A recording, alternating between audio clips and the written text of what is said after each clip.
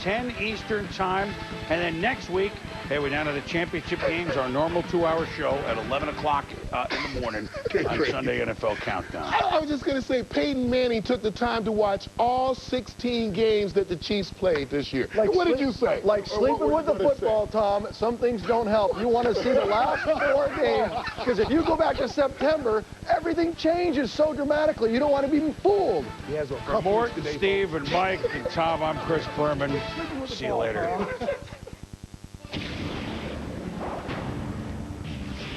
For the first time in their history, PBA bowlers face an ultimatum.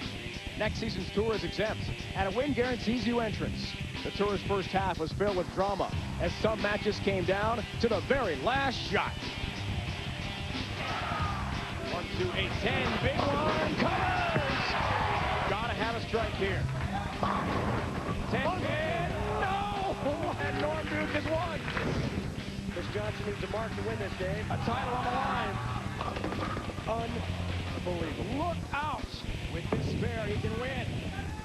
Doesn't get it. Steve Jarrett's win sitting on the bench. Unbelievable. The lefties asserted dominance from their side of the lanes with Jason Couch and Patrick Allen taking titles. And there were some champions who completely dominated, culminating with perfection from the Big Fin, Mika Koivuniemi in Windsor Locks, Connecticut.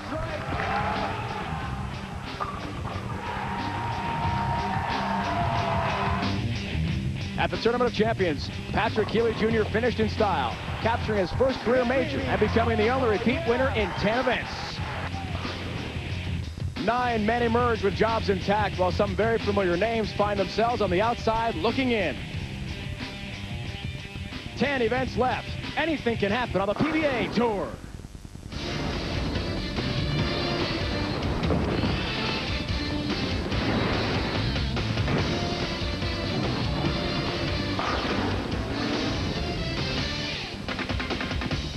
We are right next to the base of the Space Needle in Seattle, all 520 feet of it, the same area as the Pacific Science Center and Key Arena. Coming to you from the Fisher Pavilion in the Seattle Center in downtown Seattle, home of the PBA Tour. The PBA is live on ESPN. Our 5 finalists are ready to roll. From Claremont, Florida, he bowled 300 last year's Earl Anthony Classic TV Finals and won his 21st career title earlier this season in Kansas City, Norm Duke. A 2-time titleist who stands 11th in the PBA World Rankings. Makes his 3rd TV appearance of the season from Wichita, Kansas, Lonnie Wallachek. From Amarillo, Texas, he looks for his first title since 1992. The only bowler to make 4 TV finals this season. Our lone left-hander today, Mike Scroggins. A PBA Hall of Famer who won his 6th PBA Player of the Year award last season. 2nd all-time with 37 career titles. From Ocala, Florida, Walter Ray Williams, Jr. He won his 4th career title earlier this season in Toledo, one of 16 players to throw a 300 on TV. From Bolingbrook, Illinois, near Chicago, Steve Jarrett. That's our final 5 from Seattle, gunning for a tour title and big prize money. Welcome, everyone. Dave, Ryan, Randy Peterson. Let's break down the matchups. Wild card match pits Norm Duke, battling shoulder and leg injuries, and Lonnie Wallachek, who ran over Pete Weber in the round of 8. In semifinal number 1, Walter Ray Williams Jr. makes his first TV appearance of the season. He takes on Mike Scroggins, who looks for his first title in 190 events. Steve Jarrett, the leader through 18 games of qualifying, waits for the wild card winner in semifinal number 2.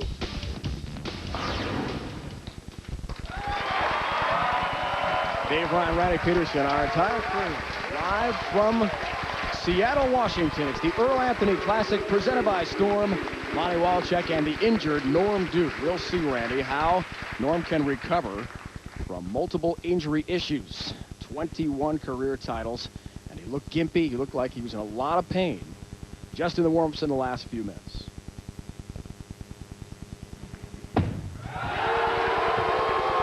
Underway right through the nose, beginning the second half of the PBA Tour.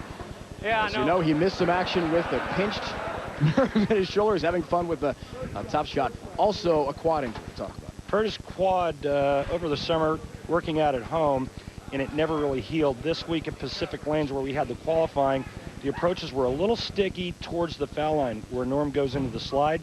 He re-injured that quad. Starting far off to the left on the boards, looking for his approach and trying to get a spare, but can't pick up everything in an open frame to begin the Earl Anthony Classic from Fisher Pavilion in the Seattle Center. What a beautiful area this is. Key Arena, home of the Supersonics, the Space Needles we showed you, right next door. Pacific Science Center. And Lonnie Wallcheck all the way from Wichita, Kansas. He told us last night a very good season in the first half, but not what he wanted, which would be a win and an exemption for next year. The way Lonnie's been bowling this season, I don't think he has to worry about having an exempt spot on next year's roster. It's his third telecast. He's been bowling really consistent all year long. And right off the bat, I see Lonnie trying to circle the lane condition a little bit more than the guys have done all week long. A lot to work on in the Christmas break for Lonnie Wallcheck after he returned from the East Coast. We'll talk more about that after we see the Baby Ruth Real Deal matchup. Pretty even match with the exception of average right here, but obviously the big question mark, Norm Duke's health. And watching Norm in practice, he did not look good. Looked like he was really favoring that left leg. If he cannot bear weight on that left quad, he cannot make good shots. Plain and simple. A little bit sticky on these approaches. That was Norm's issue last night. Remember, all the bowling up until now, as Lonnie leaves a pin, has been at Pacific Lanes in Tacoma, about 30 miles from where we are. The first competition of the tournament here today at the Seattle Center. Nice look at Lonnie Wallcheck's release and ball roll. Told me that he was trying to get his hand on the side all week long. Get that ball to read the pattern the right way. Spin, and he covers for a mark. So back-to-back spares for Lonnie Wallcheck to get things going here as we begin the second half of our tour season live coverage here on ESPN from Seattle, the home of the PBA Tour. Not exactly the starts Norm certainly has wanted, but he gets moving after the slow beginning. Fortunately for Normie, following suit, an open frame to begin play here in Seattle. And a hurry, and it did just that. Different ball on that lane that he used on the left lane, Dave. And right now you can see in Norm's face his demeanor. He's gutting it out right now. Just a beautiful shot here. A little bit less aggressive bowling ball. That ball holds line and is perfectly flush. Almost the A-pin standing. It's tough to watch last night when he was bowling against Walter Ray in the round of 8. Norm all but withdrew in the last game. Became a wild card, lost in the round of 8 to Walter Ray Jr. 4 games to none. There's a 7-pin in that best of 7 match, and you can see the pain in his face. Norm 8-6 in his match play record to get here, a 215.63 average, and bowed out to Walter Ray. He's the wild card because of that high pinfall through qualifying, the highest among the losers in the round of 8. And look at how gimpy he is upon the release. It's painful to watch him up here. We know normally on TV, and when you watch him compete throughout the years we've seen him on tour, he's so upbeat, outgoing, and very pleasant with the crowd. Really works the gallery. Not the case today. He's in pain. 11th career TV appearance. Lonnie Wallcheck looks on a spare and a perfect shot. First strike for him in this match. 3rd frame. 12-4 match play record. 218.74 average for Lonnie. It is 3 match play efforts, including the victory over PDW last night in Tacoma. 5 games. Look at the guys that he beat. I mean, all-world Pete Weber, Ryan Schaefer won a tournament earlier in the season, and Tim Mack just the best amateur player that's ever lived. So not exactly a cakewalk through match play for Lonnie Wallachek. Lonnie's worked a lot on his posture. That was the big message to us last night, and that's right through the old schnoz, coming high. When the body dips down, he has trouble with his release point and the erratic behavior on the lane. Yeah, he gets his body leaning too far forward too early, and he has problems with his swing getting too vertical. Right now, he's going to try to negotiate the 3, 4, 6, 7, 10.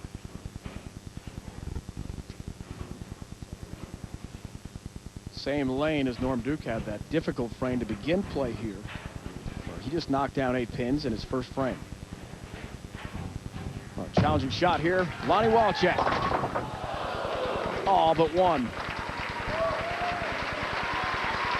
Well, he got real close. He needed to get the ball just a little bit further right of the 3-pin. And Norm Duke right now is back in this match. Actually takes a 1-pin lead sitting on the bench. On the left lane, Norm came in a little light. You could see why, because not being able to use that left leg, can't get his hand in it. And being more of a finesse player, touch and feel on the approaches for Norm is so critical, as he's told us about. So the injury really is going to be a problem for him.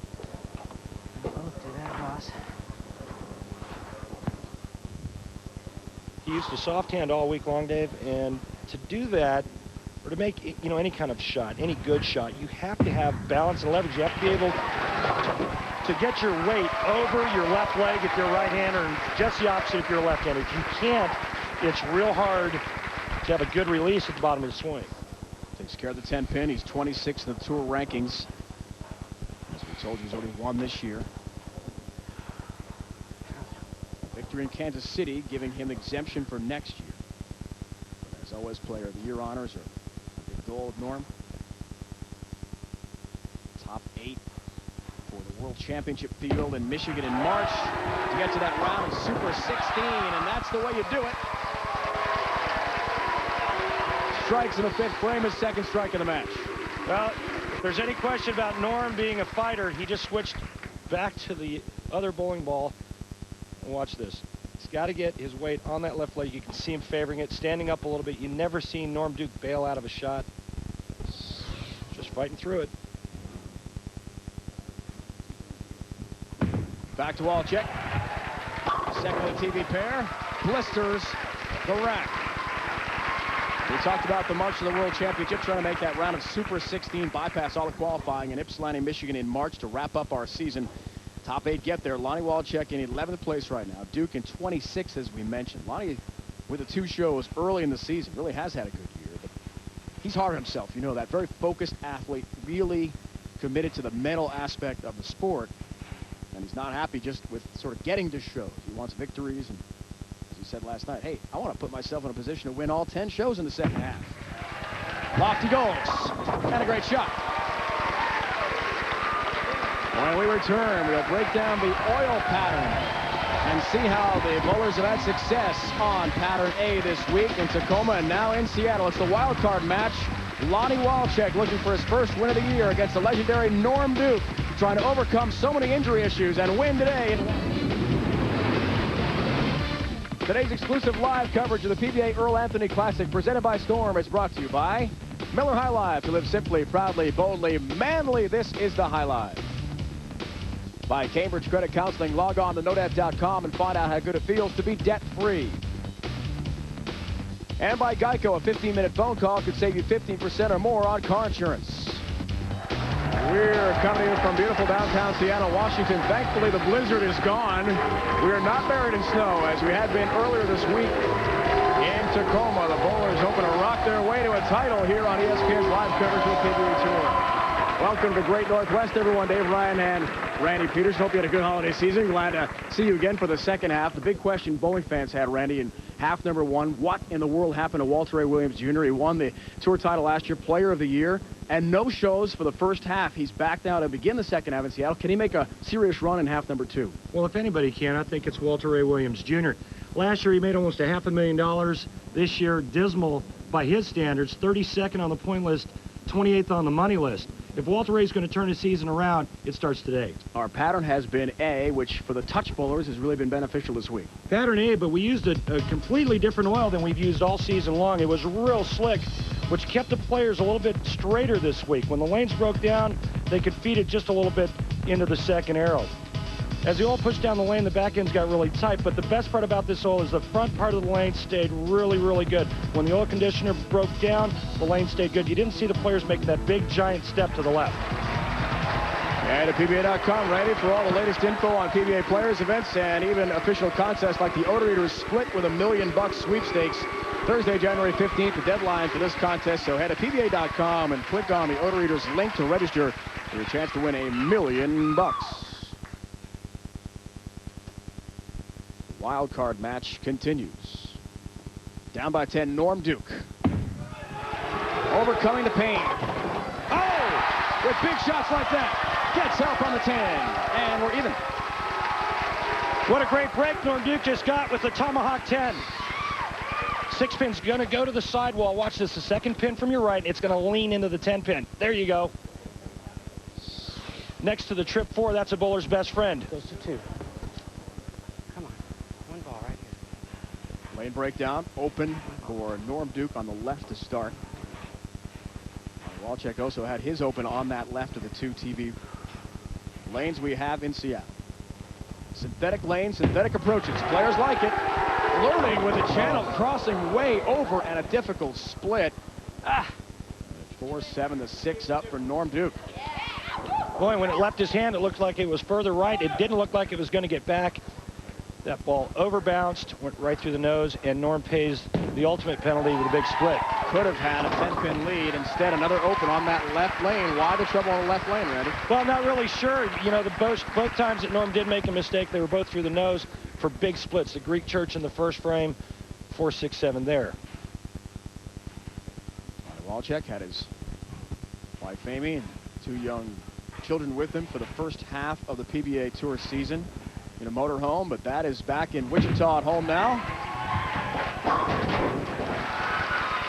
Shreds the rack. And his wife Amy taking care of the kids back home.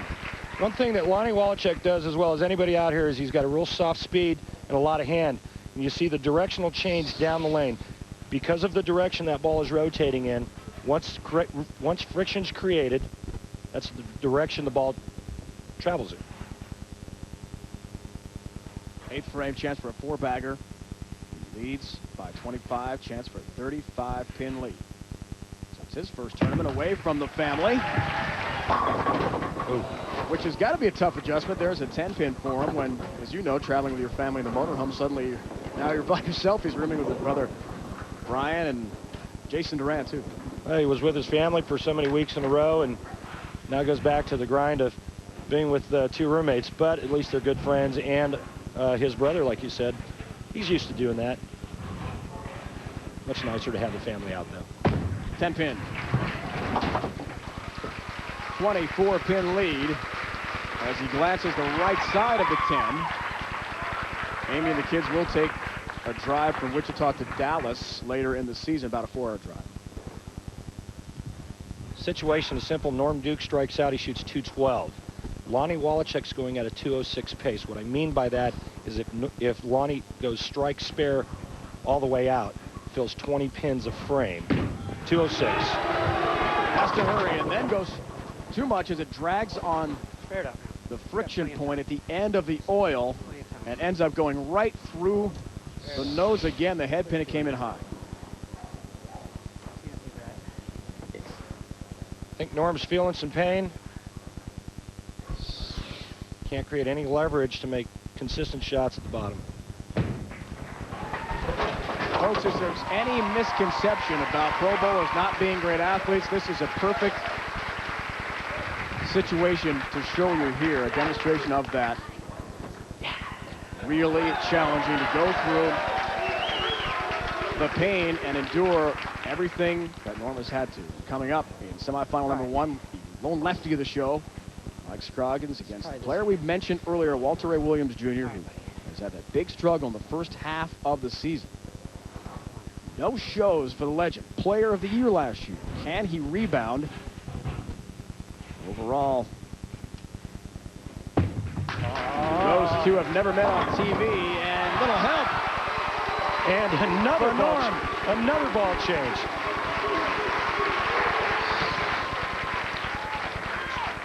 Another ball change. Remember the last one on that lane overhook. He goes to the straighter ball, carries the light wall he hit. Best Norm can shoot, 202. He needs help from Lonnie Wallachek. And Lonnie Wallachek, he is dialed in on this right lane. Has been all day. Can he continue that 9th frame? Foundation time. Trying to extend the lead. 60 feet to success for the very focused Lonnie Wallachek.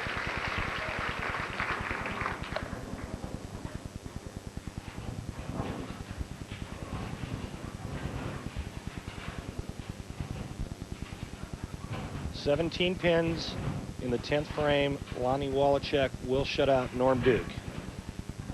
The best way to close the deal right now, just throw a strike right here.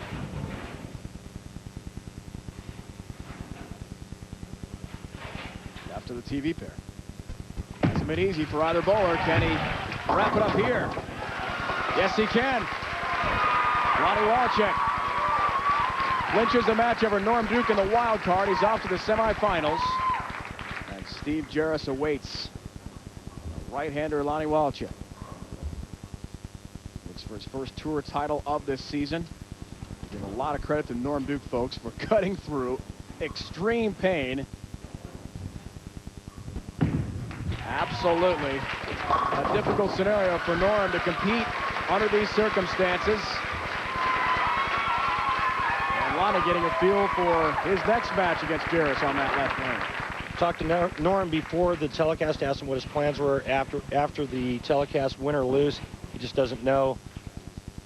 I think Norm is going to have to take another week or two off and now heal another injury.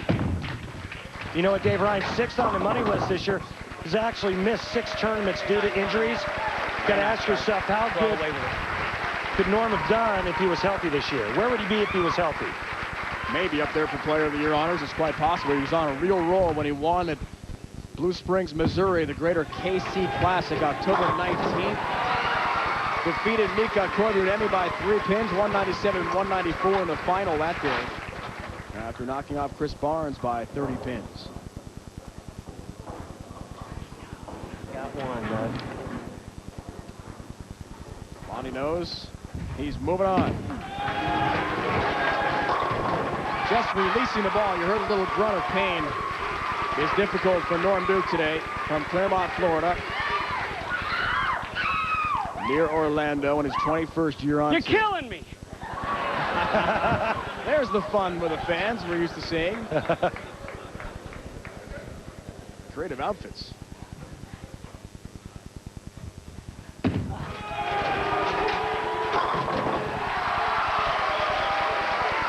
That's the ball Norm Duke wanted for the entire match with Wallachek.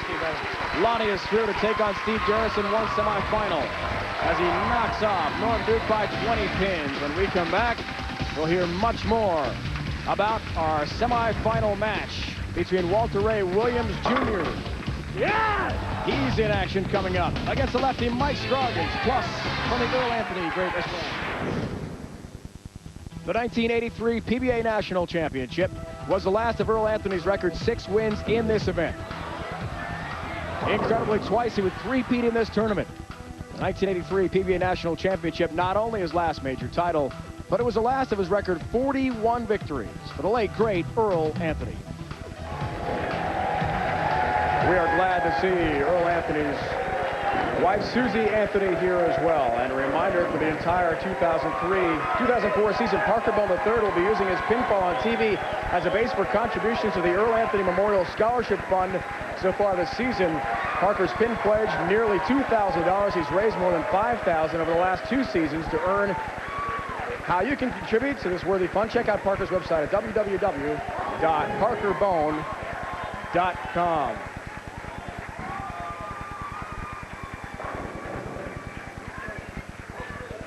Walter Ray Williams Jr. We talked about the fact your first half of the season wasn't exactly what you wanted. What kind of things did you work on mentally in the break to get ready for half number 2? Well, I didn't really work on anything mentally. I was just thinking that maybe I was paying too much attention to the other guys, how much they hooked the ball, and maybe play my game, which is a little straighter. And fortunately, it worked out pretty well this week. Mark Baker gave me a tip early in the week, and it seems to be paying off so far. I just need to make a lot of good quality shots, and hopefully the pins will cooperate. You've had a chance to practice a bit in the arena setting here, much different than Pacific Lanes in Tacoma. What kind of differences can we expect here? Well, these lanes are hooking a lot more than they were over Pacific Lanes, so it's just a matter of playing might be a little bit more left than I was. I'm still not going to be hooking the ball quite that much compared to some of the other players, but sometimes it still works. The Hall of Famer, the legend, Walter Ray Williams Jr. going for another win here, Randy, against Mike Scroggins, the lefty. And he looked like the Walter Ray of old. Four-time PBA champion Mark Baker, who's back out on tour as a rep, worked with Walter Ray. He's been watching Walter Ray for forever, it seems like, and he said, Walter, you look like you're doing something different at the foul line. They worked on getting his release point back where it needs to be. It looked like he was letting go of the ball out in front of him. This guy, Mike Scroggins, when he makes the finals, he makes TV shows. Fourth telecast this year.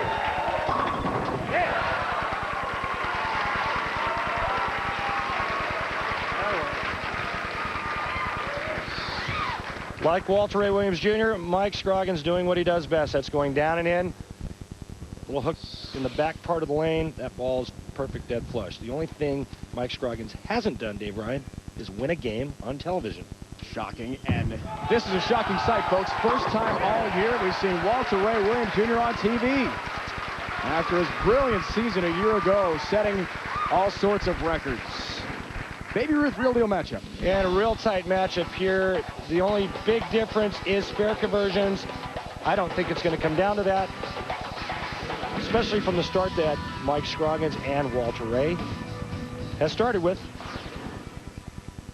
Last year, told you about how brilliant he was. First in tour average this year, down to 14th. Great start, getting great pin action off the deck for Walter Ray Williams Jr. We are coming to you from Fisher Pavilion at Seattle Center. Live coverage from Seattle, Washington, with the PBA Tours. The Anthony Classic presented by Storm. Dave Ryan, Randy Pearson, our entire crew. Hope you had a safe and happy holiday season. We missed doing the bowling for the last couple of weeks. We're glad to be back. Live coverage on ESPN. Back to Scroggins, the lefty. Perfect. Mike Scroggins got off to a red-hot start at the beginning of the season.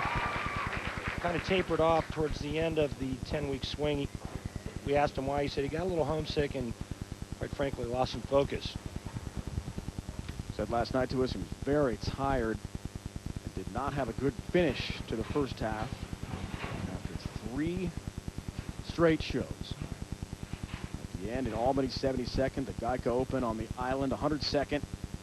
Windsor Locks, Connecticut, 90th. Missed his family back home in Amarillo, Texas. Wife Melanie, his sons Ross, Will, and baby Maggie. Had a great time over the holidays with him. He sure did. He loved being at home, too, but he did not like this shot. And we've seen Mike do this before. He gets a little quick, and he has a propensity to make bad shots when he needs to make good ones. He got a little fast. His hand went around the side of the ball early. The ball never read the lane, just hydroplaned, missing the head fake. Look out. 6 stands for Scroggins in the left lane again. It's a bugaboo for the bowlers here today. We saw Norm Duke have some trouble with that, in addition to Walchek in the first match. Well, and maybe I misspoke during the Baby Ruth. Maybe it will come down to spare conversions, and that was, honestly, that was just a miscue on Mike Scroggins' part. He should not have missed that spare. Shouldn't have missed the head pin. Turkey ball chance. Walter Ray Williams Jr. is locked in, folks. No doubt about it. This looks like the Walter Ray of old from last year when he blitzed the entire field to get here. Win over a very injured Norm Duke last night in Tacoma in the round of 8, 4-zip. Collins and Reyes also going down. Just lost 3 total games and 3 best-of-7 match play efforts to get to Seattle. 222.91 average. And a 12-3 match play record for Walter Ray. Looks for a 4-bagger. 10-pin will not cooperate with Walter Ray. Walter Ray had his way in match play, like you say, Dave, and I think it's due to two things. number one, he was able to play the lanes the way he likes to play them. Nice and firm and direct. And number two, that little tip from Mark Baker got him to start feeling what he's used to feeling. He told me he had 6 or 7 tournaments in a row where he felt absolutely horrible from start to the end of the foul line. He couldn't get it off his hand. Amazing to think about that. Spare ball, a plastic ball for Walter Ray, who in the first half of the year, Empire State Open in Albany, the Banquet Open, 15th. Those were his best finishes in the first half. That is shocking, folks, for anyone who followed the PBA Tour last year and saw his string of dominance. But here he is. The game appears completely readjusted to what he needs to do. That came a little bit high from the left side for Scroggins in the 4-7 up. Mike told us last night he would do anything to give back the 3 straight shows early in the year for a win. He'd exchange that to be exempt for next season. He hasn't won since 1992.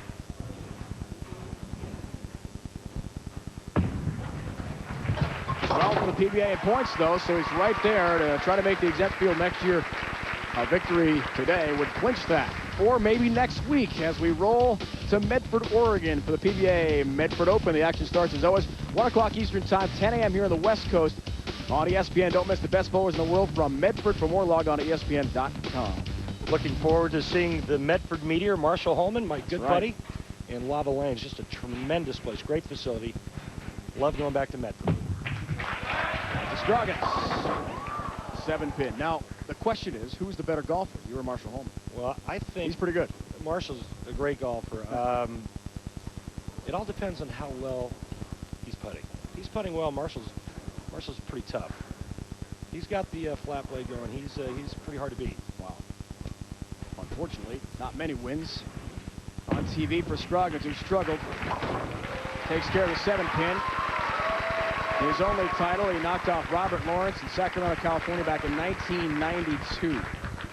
He's cashed in 5 of 10 events so far this year. Match play in 5 of 10.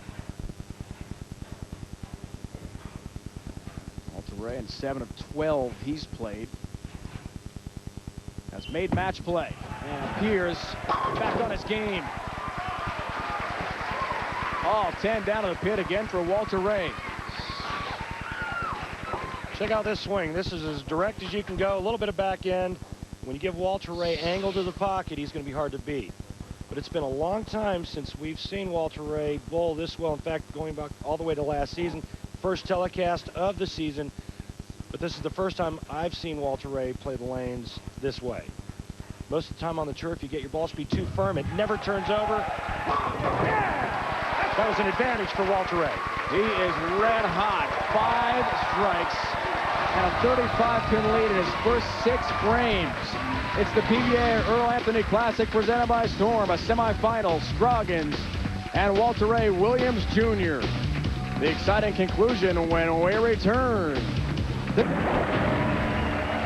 Welcome back, everyone, to the Fisher Pavilion, downtown Seattle, for the PBA Earl Anthony Classic presented by Storm.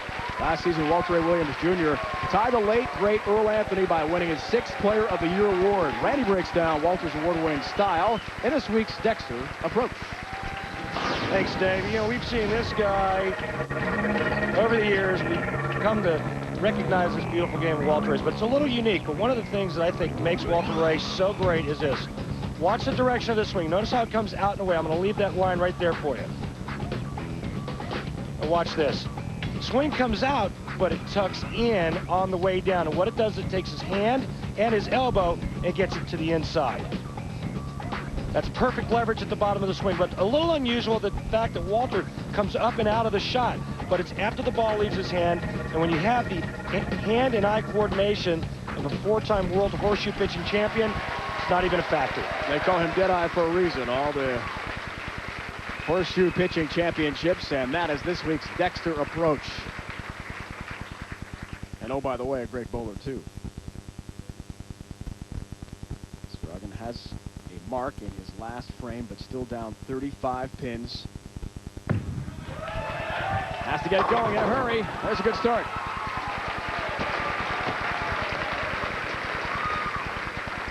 Get this far, Mike Scroggins. 12-4 match play record, just over 220 average. Michael Haugen Jr., we saw him last night in Tacoma. Really said to us, did Michael let a good opportunity slip through my fingers to make the show in Seattle, but he'll be back. He guaranteed in Medford. And he's been bowling well all year. He has. Still on the quest for his first title, as is Mike Scroggins. Yeah! Gets a little help. Good pin action on the left of the TV pair for our southpaw. I think since the first 2 frames, the shot making by Mike Scroggins has been a bit suspect. But he does catch a double there, and that's real important. Walter Ray has a 25-pin lead working on a double. Walter Ray has not missed going flush in 6 frames. Chance for a 35-pin lead here, Randy. He remains right in the pocket. Turkey ball there for Walter Ray Williams Jr. and 6 strikes in 7 frames. Some of the other bowlers, including Nathan Boras, making a run for PBA Rookie of the Year honors. Did very well in Tacoma. There's Michael Haugen Jr. and PDW came close as well. Ronnie Russell, another rookie on the tour this year, having a great season. Mike Devaney, defending champ. And Mr. 300, Bob Learn Jr. He's mastered the right of the TV pair and the left as well. 45-pin lead. A 4-bagger. Is he ever dialed in, Randy? He sure is, Dave. Right now he's going at a 249 pace. The best Mike Scroggins can shoot 244. Mike Scroggins can't miss from here on out and needs a little help from Walter Ray. It's that simple. No chance. I mean, not the way Walter Ray's going. Mike Scroggins from Amarillo, Texas, trying to get himself back in contention. There's the turkey ball for him on the 3rd straight strike, 8th frame. Are you surprised that Mike did not participate in any regionals, didn't practice more than once or twice over the break, said he just wanted to totally recharge? No, I'm not, because I think a lot of times you can overwork it and overpractice, and I think he needed to just spend time with his family and take a break from bowling for a while. He'd been bowling so well, bowling a lot of games. He needed to decompress. Had a great Christmas dinner, 12 people over at his house. Says he was a little bit rusty to begin this tournament in Tacoma. Didn't like the footwork at all. He looked down just as he released the ball and got help with a 7-pin. Check this out, like he was bowling in clown shoes. When he gets to the foul line, he's just going to lose balance. Whoa! Watch the great break that he gets. He gets a nice break. Pin comes over, takes the 7 out. But right now, Walter Ray Williams Jr. is red hot with a strike here. This match is all but over. Chance for a 35-pin lead. You better believe it. In the pocket for Deadeye each and every time.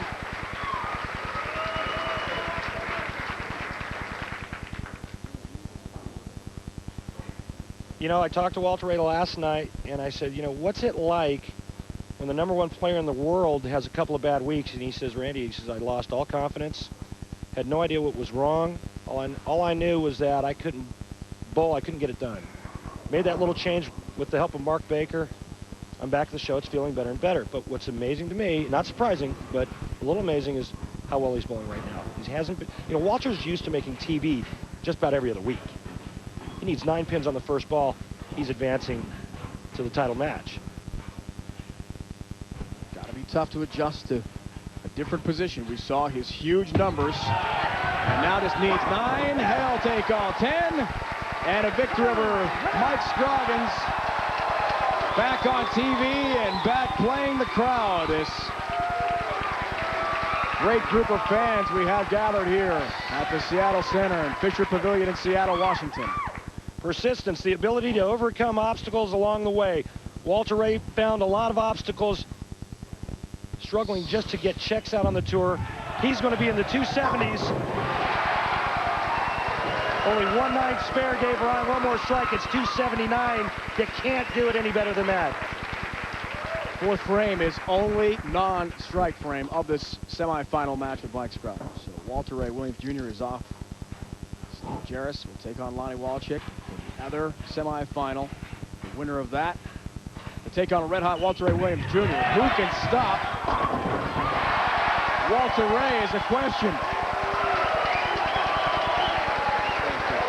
It wasn't Mike Scroggins, that's for sure. Jarris and Walchek, couple right-handers, are coming your way in the next semifinal.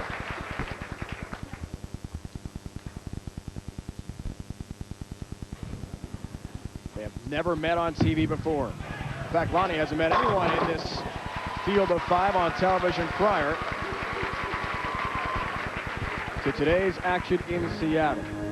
The PGA Tour season is kicked off on ESPN with the Mercedes Championship live in primetime from Hawaii. 2003 Player of the Year Tiger Woods, defending champion Ernie Els, Mike Weir, Vijay Singh headline the field. Join ESPN for 3 hours of final round coverage tonight at 7 Eastern. Appleby a 2-stroke lead over Vijay right now, who was amazing yesterday. Great competition from the islands. Yeah, on Friday, Vijay, he's only 2 shots back, so don't count him out. He had 1 par on the backside and 8 birdies.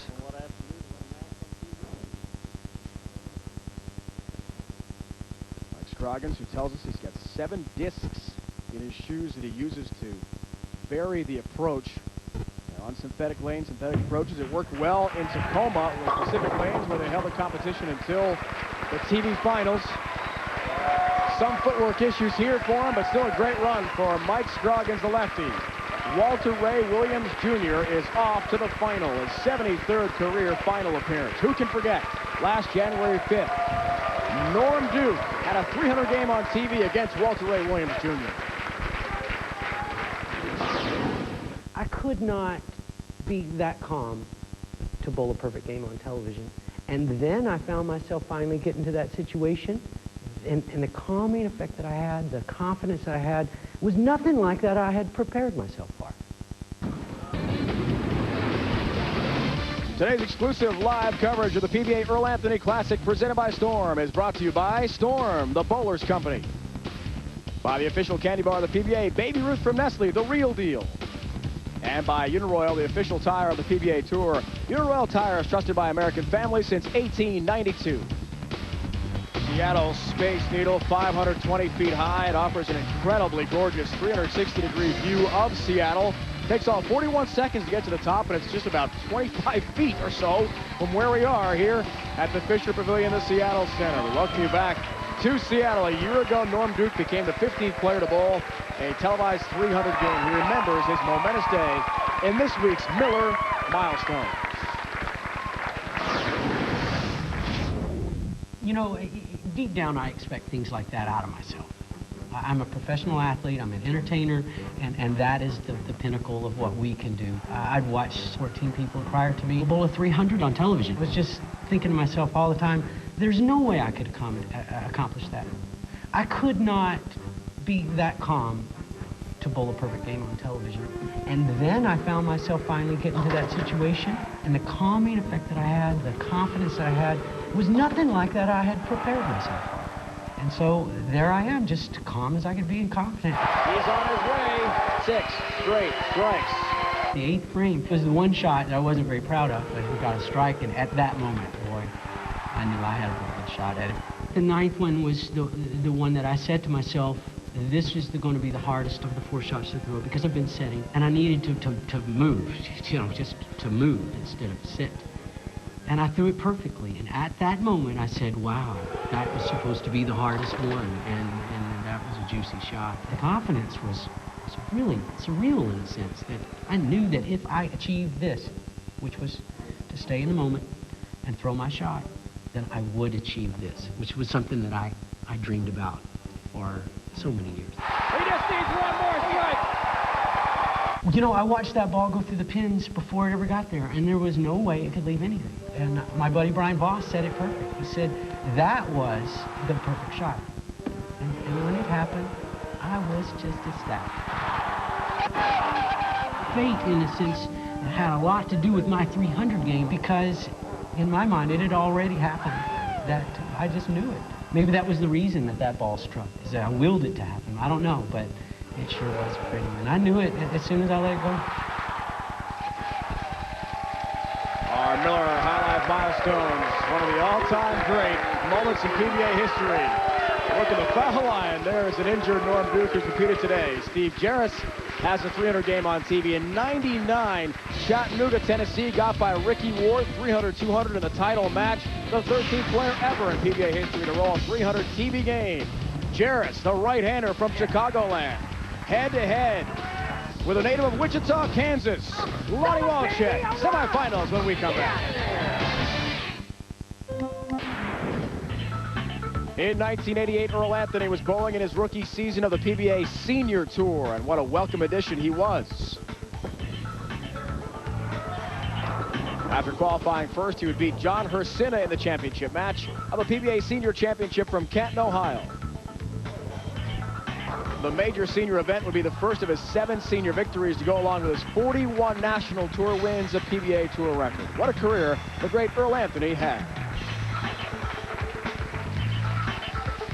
The numbers are mind-boggling. 41 career titles, 10 major championships, 111 times on TV, and Walter Ray Williams Jr. tying him with his 6th Player of the Year honor last year.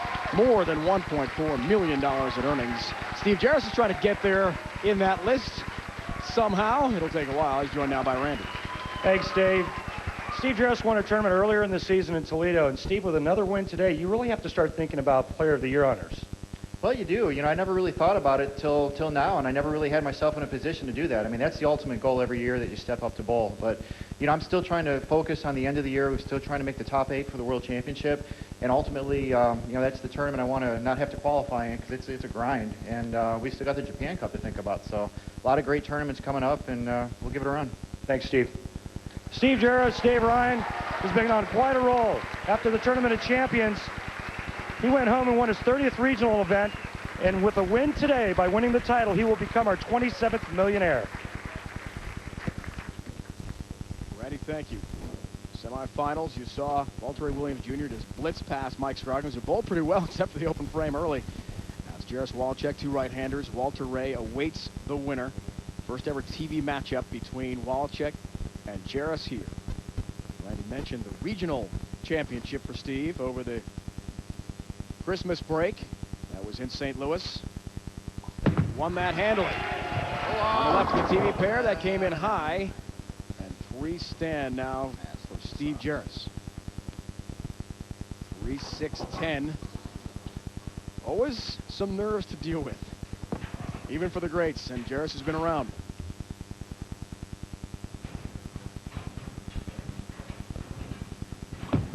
Multi-pin numbers, trying to raise the stat, does so. You know, you have no idea how tough it is to bowl under these circumstances and situations. Under the lights, the cameras, the money. Couple of weeks ago, Tournament of Champions, I mean, it was hard for me just to breathe, let alone get the bowling ball off my hand. A lot of fun to watch you, partner. That was dramatic. Thanks, buddy. The runner-up to Patrick Healy Jr. Good start for Walchek. As you see, very calm and composed, the Baby Ruth real deal matchup. Well, there's no secret as to why Steve Jarris led the qualifier. Look at the huge difference in average right here. And to be quite honest with you, Lonnie Walchek has yet to be tested in any of his matches through match play. Wild card action, 7 of 12 strikes, continues that good start to his day here in Seattle in the semifinal match with Jarris. Entering play 11th in the PBA Tour rankings, 216.43 average. Lonnie Walchek, 2 career titles. Came last year. Vegas, Louisville. Wants to get back to the winning track here today in Seattle, and that's the way to do it. Lonnie Walchek using 2 different bowling balls, playing 2 different lines. If you notice that this oil is really holding up well, he's pretty much in the same zone that he was in the wild card match. 2 different bowling balls. You make the decision. You have to trust your instincts that the decision that you're making is correct, and then you have to get it off your hand good. Steve Jarris also using 2 different balls as he leaves the 5-8. Dave, getting back to what I was talking about with Lonnie Walchek not really being tested, if you look at the match against Pete Weber, Pete averaged about 170 the last 4 games against Lonnie. He really had an easy go of it against champion Ryan Schaefer. Ryan Schaefer only winning 2 games. And against Timmy Mack only won 1 game. So for Steve Jarris, Randy, a 223.92 average and his 12-8 match play record, including the win over Nathan Bohr, the rookie, in 7 last night in the round of 8 that was held about 3 miles from here in Tacoma at Pacific Lanes. Of all the finalists, only one went the distance. Twice it was Steve Jarris. Comes in high, little break there, 6 wobbles and stays up for Jarris.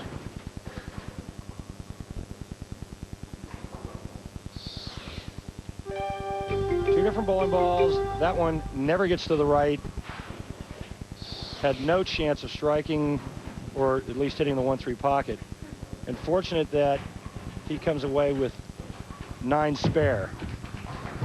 28th time in his career he's been on TV, 3rd of the season, a 17-23 record on television, just over 218 average for Jarris heading in. He's won the 4 titles we talked about. Lonnie has his 2 championships from last year, as he's got a double to begin this semifinal match. Walter Ray Williams Jr., in case you missed it, awaits the winner.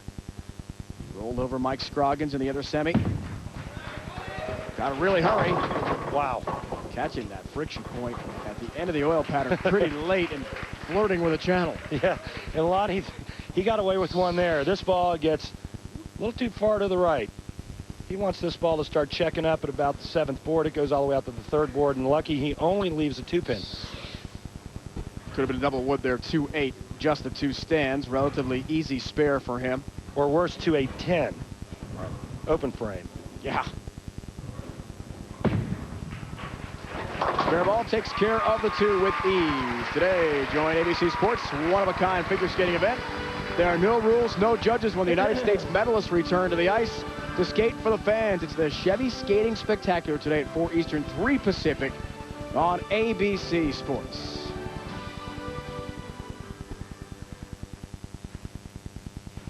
Good weekend on the ices for ABC. NHL coverage starting yesterday. Figure skating today on ABC. Back to Lonnie Walczak. 4-pin for Lonnie.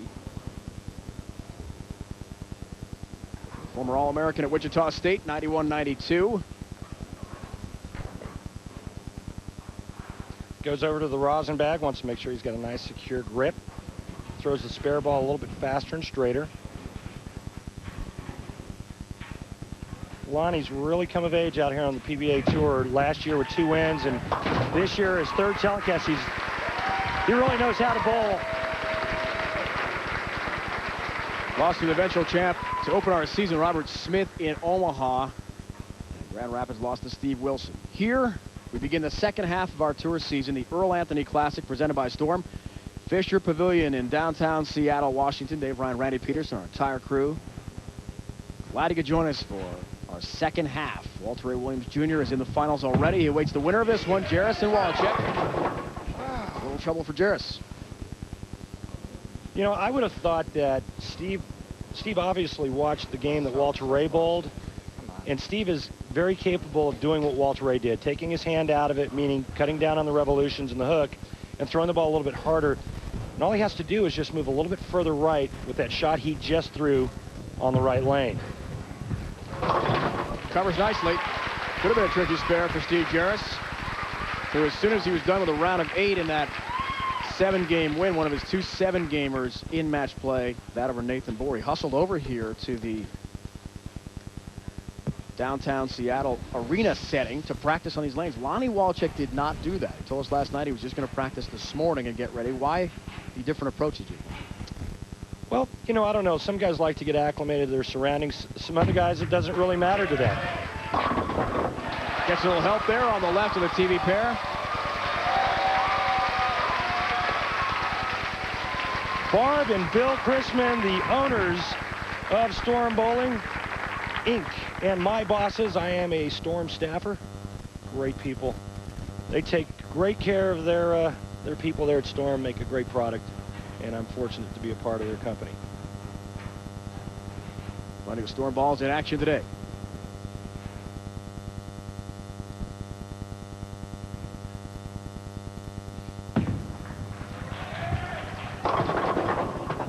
Looks for the help late and does Does not get the pin action he had hoped for, so spare opportunity, 9 down for Walchik.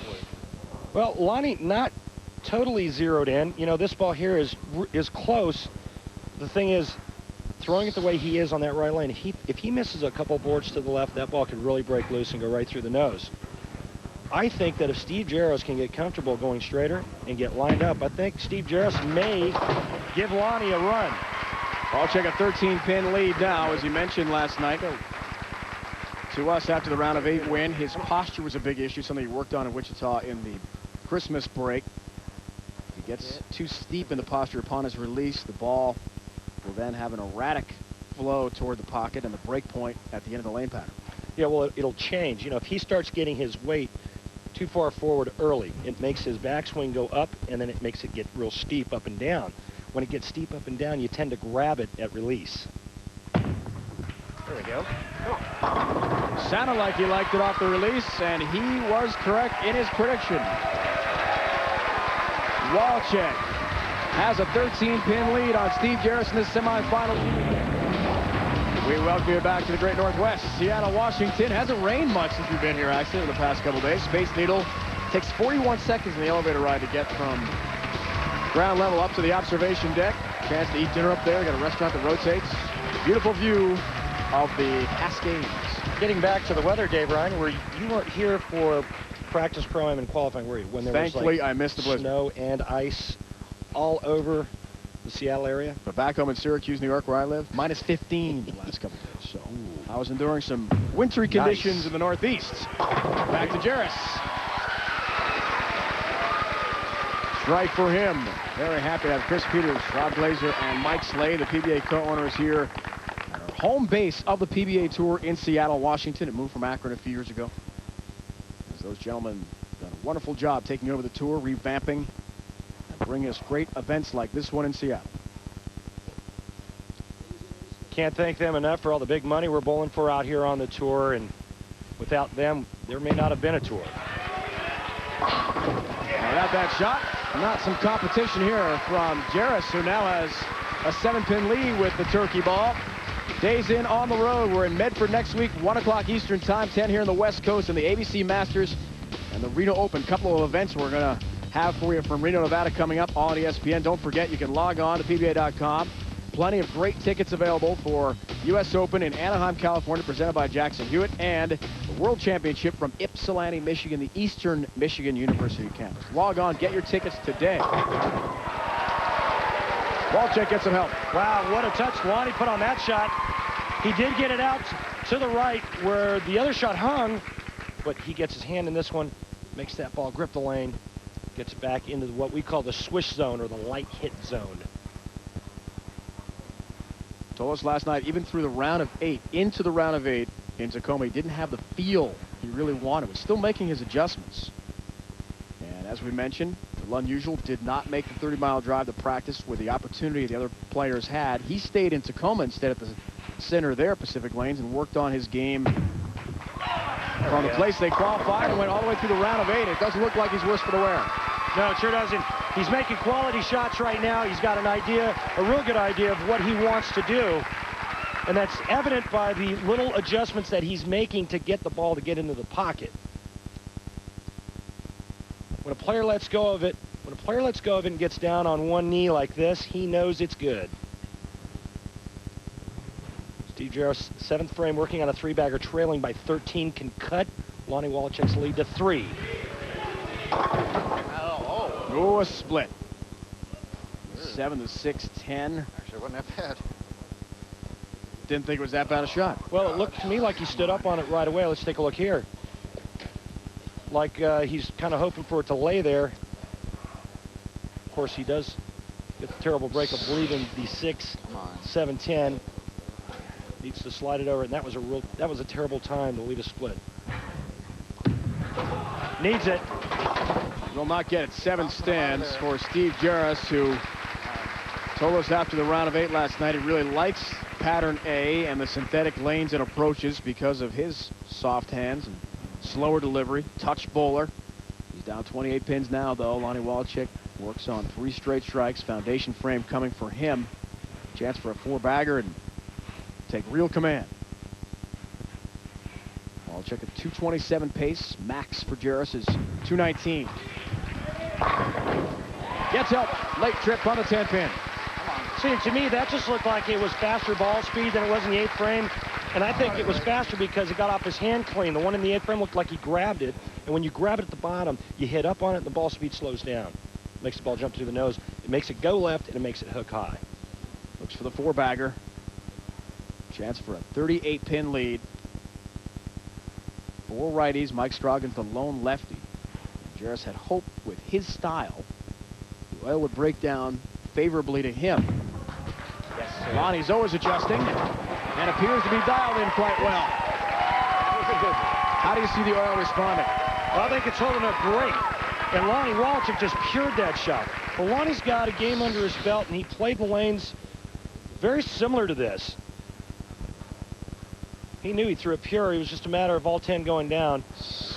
He basically needs 8 on the first ball, and he is going to advance to take on Walter Ray Williams Jr. for the title. This will be a 5-bagger.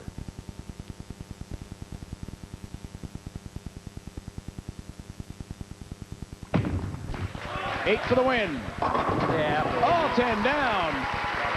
And the former Wichita State Shocker has, in fact, won 2 matches. All Walter Ray Williams Jr. has to do is slow down Lonnie Wallcheck next. That might not be easy. Good title match coming up, folks. You'll want to stay tuned. Another strike here. Lonnie's going to be in the 250s, and he's going to give Walter Ray all he wants for the title. Beautiful Brunswick installation here. The same lanes we used at the Mohegan Sun for the Tournament of Champions. Walter Ray Williams Jr. off to the side watching this semifinal match. Lonnie has advanced. And for the first time ever on TV, Lonnie will take on Walter Ray Williams Jr. Won 37 PBA titles. Deadeye himself, who has really revamped his game after struggling so much in the first half.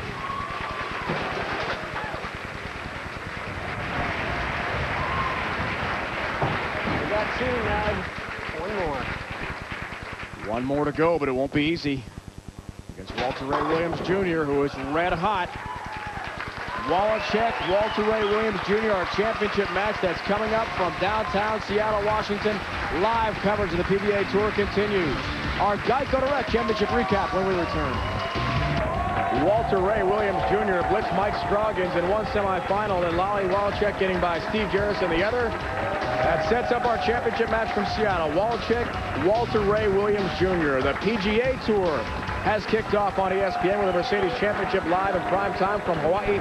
2003 Player of the Year Tiger Woods, defending champ Ernie Els. Mike Weir, Vijay Singh headline the field. Join ESPN for 3 hours of final round coverage tonight at 7 Eastern. Stuart Appleby has a 2-stroke lead on Vijay Singh heading into the next round.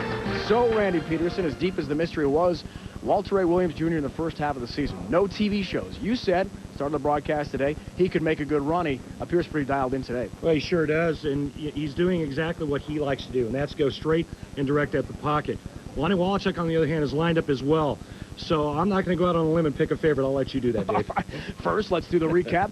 Geico Direct Championship recap to get to this point. Earlier today in our wild card match, it was Lonnie Wallcheck defeating Norm Duke by the score of 222 to 202. Lonnie's first strike in the 10th frame beat the injured Duke. And in semifinal number 1, it was Walter Ray Williams Jr. defeating Mike Scroggins by the score of 279 to 243. Walter Ray Williams Jr. throws 11 out of 12 strikes. And as we just saw in semifinal number 2, it was Lonnie Wallcheck defeating Steve Jarris by the score of 257 to 198. Lonnie throwing the last 7 strikes to finish off Jarris. That is our Geico Direct Championship recap. So for the first time ever on TV, Walter Ray will take on Lonnie Wallcheck. 37-35 in his brilliant career in title matches. Goes for his 38th.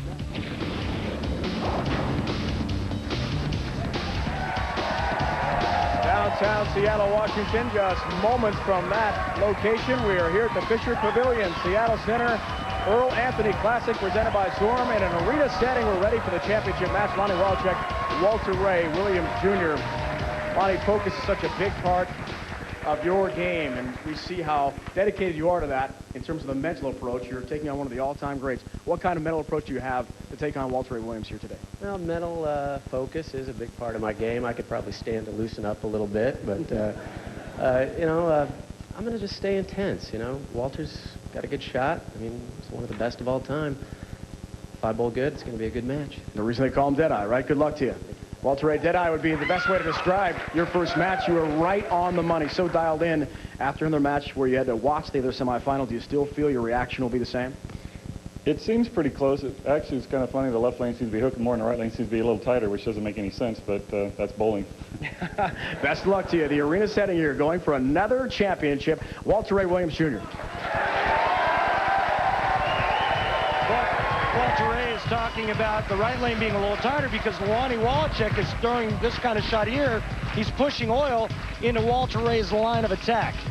But what it looks like to me is Walter Ray still able to go nice and direct on both lanes. Lonnie Wallachek has to be very, very good, especially on that right lane. And Del Ballard, our statistician, and I talked about it before this match started. If Walter Ray is smart, he makes Lonnie Wallachek finish on the right lane, and that's exactly what's going to happen.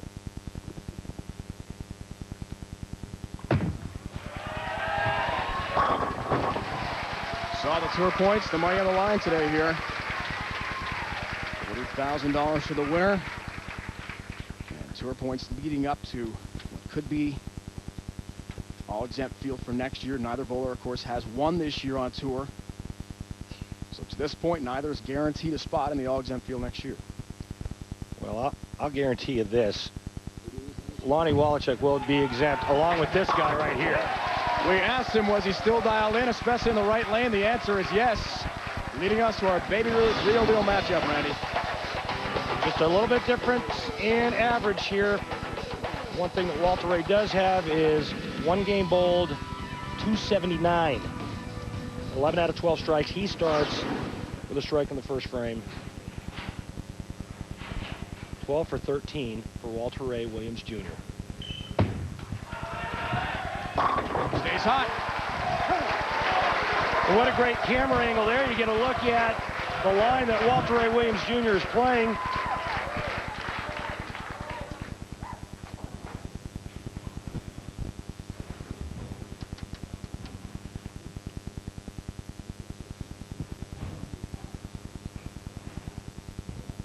Back to Lonnie. Works very diligently with sports psychologists back home in Kansas. So the mental aspect, as you mentioned, so critical. Is going to need it all today. 10-pin solid shot. And that was the one concern that Del Ballard and I had. Looping the ball on that right lane and that angle that ball's coming into, the weak 10, that was the only issue. But Lonnie, being Lonnie and being a talented player and being smart, he will make an adjustment to try to take care of that weak 10. Whether or not it works, it's another story.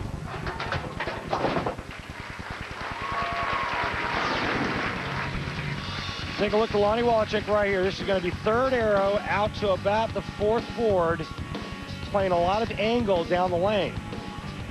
Check out the difference here. Walter Ray Williams Jr. piping it straight up the seventh board, a little bit of back end. I'll tell you what, I've always been a big fan of when you need a strike to win, straighter is greater. Because when you get pumped up throwing it straight, all you do is throw it a little harder. Really hurry. Whoa! Gets some help with a 10. Knocked down late. He knows it. You see him with a finger making that thing. He's like turning the steering wheel. You talk about Lonnie Wallachek's mental approach. He's also in great physical shape. He works out all the time, and that's how he's able to endure the grind out here. Here he goes, wheel it, wheel it, wheel it. Come on. Turn over their ball. Gets the nice love tap from the sixth pin. Walter Ray has not needed any help at all today. It's just been locked in entirely. However, changes a bit on the right of the TV pair, which had been his strong lane. Through the nose it goes. This was pulled all the way.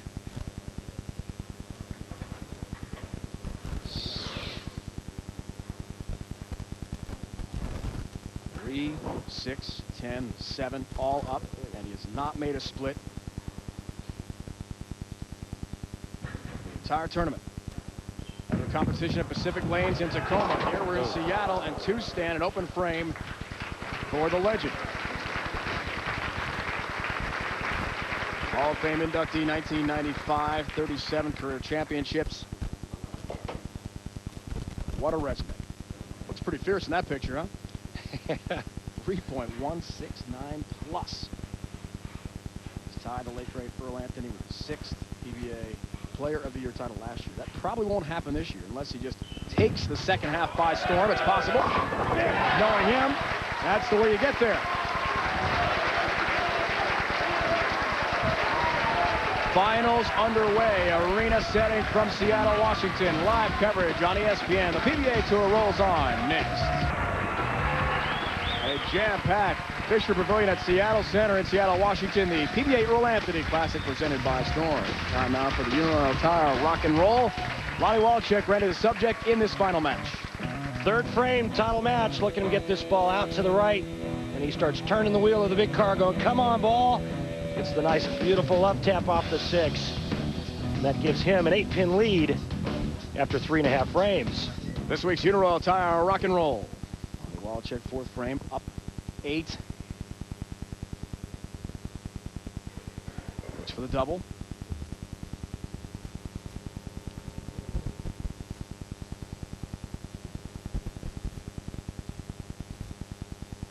Ball position in his hand, very critical also.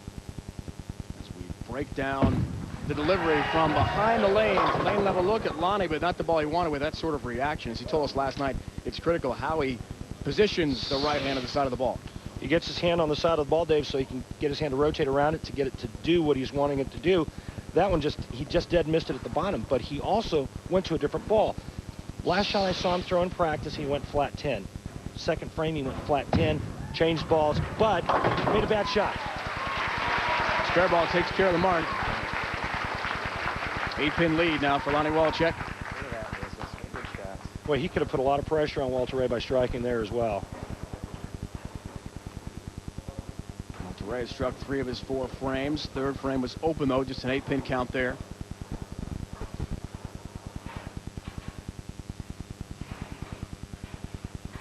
Now is when that mental focus, training, preparation, all pays off. Big moments like this. Little help as well on the left of the TV pair. But for those of you at home that are trying to get your ball speed to come down, you want to slow your ball speed down, take a book or take a page out of Lonnie's book. Move up on the approach, which shortens your steps. Hold the ball a little bit lower, which shortens your swing. Walk slower to the foul line. Bring your ball speed down, let your hand rotate around the side of it. You can create some room on the lane. Trying to make it 15 to 17 strikes. Walter Ray. 10-pin stands. Big shot here. Walter Ray could double and actually take the lead in the match. Almost leaves the 8-10. 8 falls late. A little bit of a spaz reaction because of the fact that the 8-pin almost stood there. Takes care of the 10-pin. 6 times in his great career, the PBA Point Leader Award winner. High Average Award winner 5 times. Both of those honors coming last year for him. Currently 21st on the tour. In points, 66,415 heading into the TV show. It's been a struggle, but he's made his adjustments, and he's back on TV now. Another 10-pin.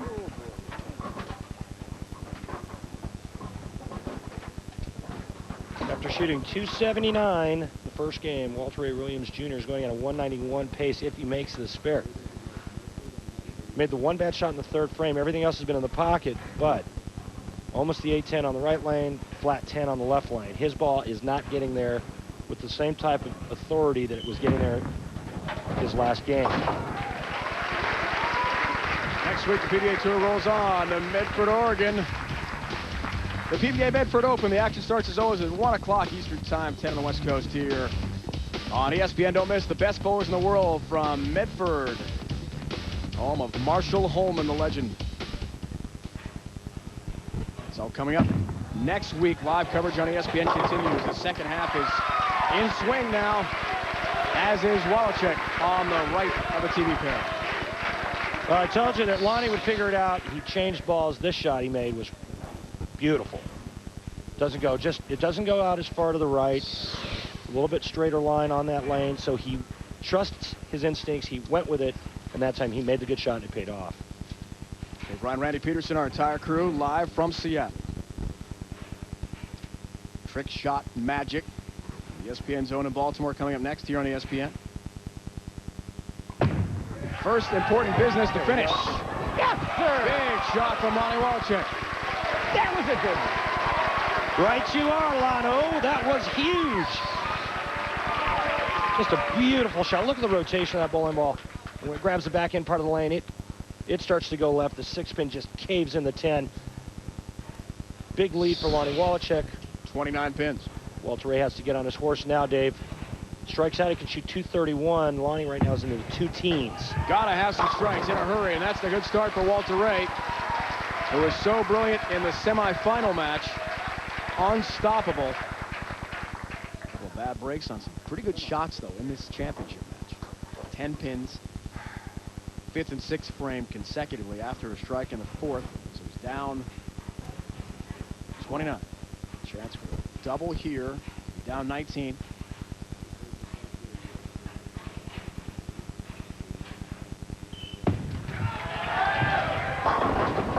10 pin again. Yeah, to me, that was a must strike right there.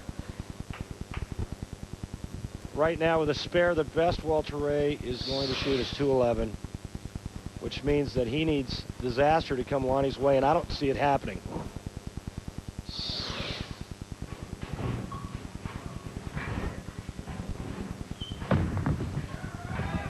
Has his mark, but 3 of 4 spares instead of strikes when he needed them so badly. And now Lonnie Wallachek, as you saw from the start of the day, had to compete in the wild card to begin play against Norm Duke. Those are the semifinalists who had to go all the way through in the new format starting in September of '01. Match play format to get this far. Not easy. Hasn't happened much. Lonnie can add his name to the list. Come on, come on. First event of '04. Just avoids a split. That's all I wanted there. Yeah, absolutely, Dave. Little wiggle. Gets it a pinch to the right, a little wiggle down the lane. You hear Lonnie saying a little wiggle. What that means is instead of the ball grabbing the lane and going left, it's sitting down there wiggling. It doesn't make up its mind whether or not it's going to go left or not. Comes in light, only leaving the 2-pin. That's the good news. Easy spare. He'll take his plastic ball out and go straight and firm right at the 2-pin. Still in control of the match. 28-pin lead, Lonnie Wallachek. Firm command. Trying to wrap up his 3rd career PBA title.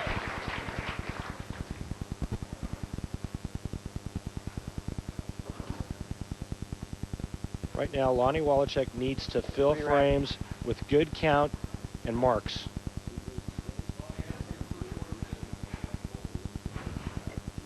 Denied. Lonnie's had a very good year, as we mentioned, 11th on the PBA Tour rankings, so it would take a complete collapse or an injury, even if he doesn't win today, to not make the All-Exempt field next year. Made up of winners and the top players on tour. Summer tour trial. Victors as well. New field, new approach to the PBA next year. Been a big theme the entire season. Oh.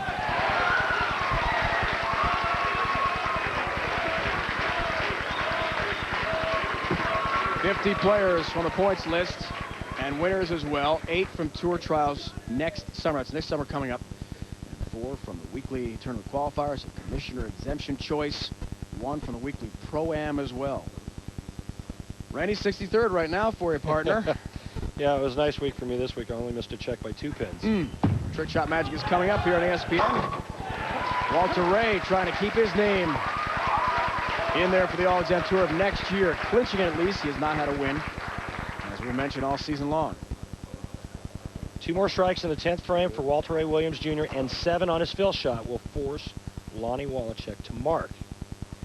And it's on the right lane, and he almost went to a 10 on that lane. But first things first, Walter Ray must strike out.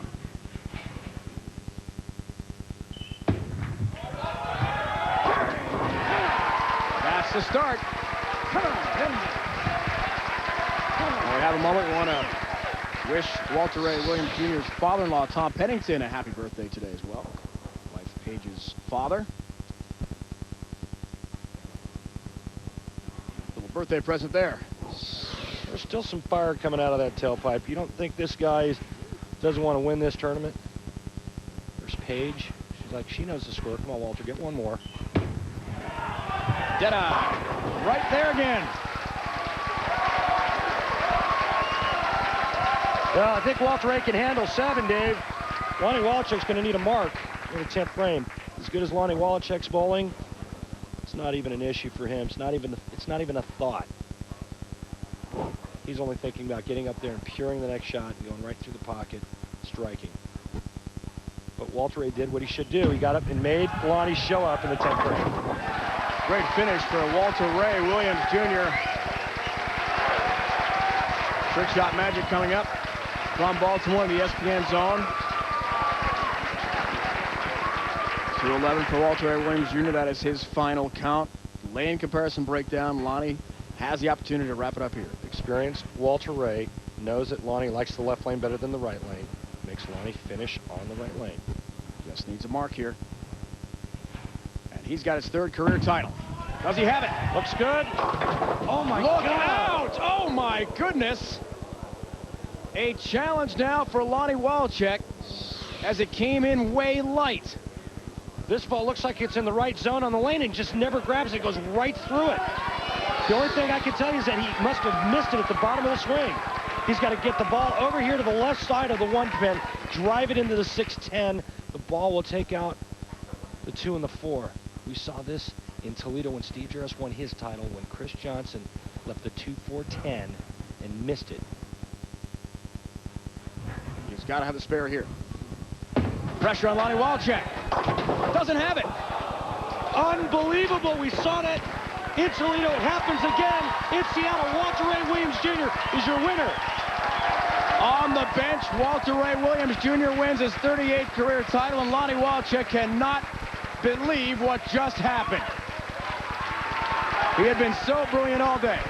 A mark to win, he can't convert.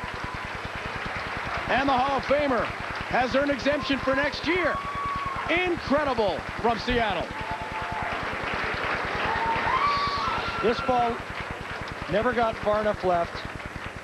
Lonnie is absolutely confused about the first ball where he left that.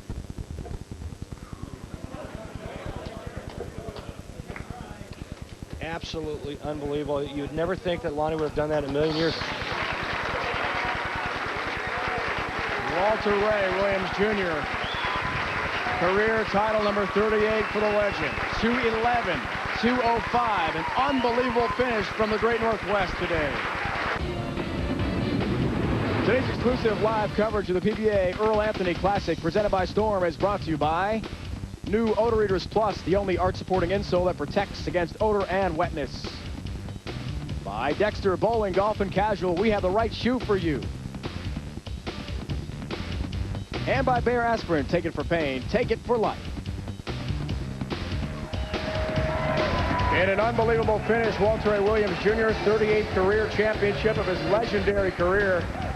Walter Ray, your thoughts as Lonnie Wallachek approached needing a mark to win? Did you ever think you could take home the title?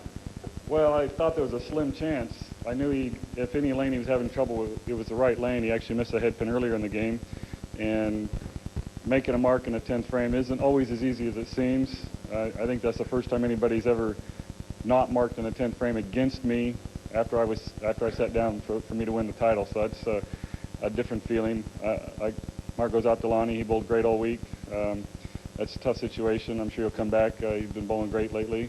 I'd like to thank Storm for helping sponsor the tournament, and Dexter. Just wow. Wow is the best way to describe it. As he earns his tour exemption for next year, congratulations goes to Walter Ray Williams Jr. in Seattle, and just a thrilling finish today. Be sure to join us again next Sunday at 1 o'clock Eastern here on ESPN. PBA Medford Open from Lava Lanes. This has been a presentation of ESPN, the worldwide leader in sports. For more, log on to ESPN.com. Now for the entire crew and my partner, Randy Peterson, it's Dave Ryan saying so long from downtown Seattle, Washington.